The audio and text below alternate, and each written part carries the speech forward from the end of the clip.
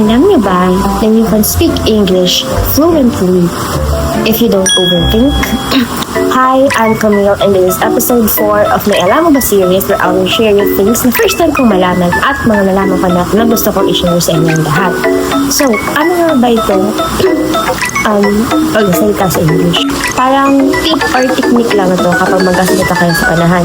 Minsan kasi kapag mas mag-iisip tayo ng mas mag-iisip, mas kakabahan tayo at hindi natin alam kung ano yung sasabihin natin.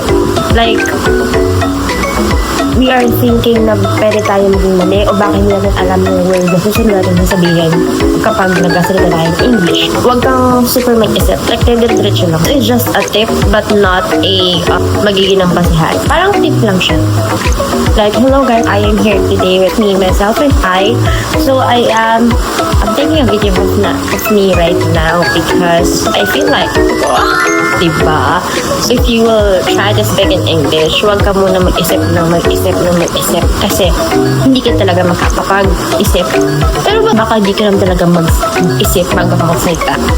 Pero it's just a tip or technique kung paano ka mag-salita ng English to it.